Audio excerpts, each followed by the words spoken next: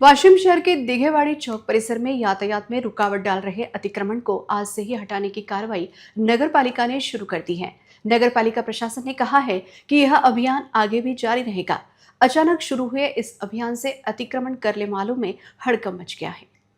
वाशिम शहर में अतिक्रमण हटाने का अभियान आज से शुरू हो गया है और नगर पालिका प्रशासन ने पहले ही दिन दिघेवाड़ी इलाके में कड़ी कार्रवाई शुरू की। सड़क किनारे किए गए अतिक्रमण को जेसीबी की मदद से हटाया गया। इस अभियान के दौरान अतिक्रमण करके बनाई गई एक देसी शराब की दुकान के बिना इजाजत निर्माण को भी जेसीबी की सहायता से ध्वस्त किया गया। वाशिम शहर में सभी मुख्य रास्तों तथा चौराहों पर बेशुमार अतिक्रमण किया गया है। प्रशासन ने यह अभियान इसलिए शुरू किया है क्योंकि सड़कों और सार्वजनिक जगहों पर अतिक्रमण से ट्रैफिक में रुकावट आ रही थी।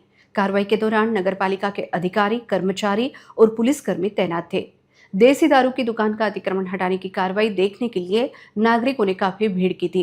शहर के दिघेवाड़ी के बाद अंबेडकर चौक, पुसद नाका, पाटनी चौक और शहर के दूसरे मुख्य इलाकों में भी अतिक्रमण हटाने की कार्रवाई अलग अलग चरणों में की जाएगी।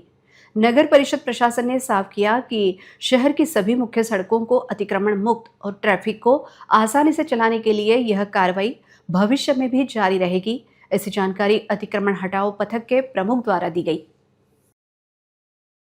आज दिघेवाडी परिसरामध्ये नगरपालिकेच्या जागेवर काही भंगार व्यावसायिकांनी आणि देशी दारूच्या दुकानांनी अतिक्रमण केल्याचं नगरपालिकेच्या निदर्शनास आलेलं आहे। त्या अनुषंगाने नगरपालिकेमार्फत हे अतिक्रमण निष्कासित करण्याची कारवाई या ठिकाणी चालू आहे।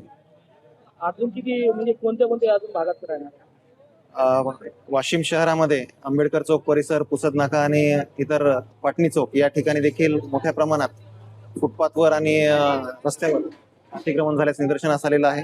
तर त्या सर्वच ठिकाणी नगरपालिकेमार्फत मोहीम घेऊन ते अतिक्रमण काढण्यात येणार आहे। किती दिवस चालली? नगरपालिकेमार्फत अतिक्रमण विरोधी मोहीम सातत्याने घेण्यात येणार आहे। त्यामुळे अतिक्रमण धारकांनी कुठल्याही रस्त्यावर किंवा फुटपाथवर अतिक्रमण करू नये असं आवाहन नगरपालिकेमार्फत करतो।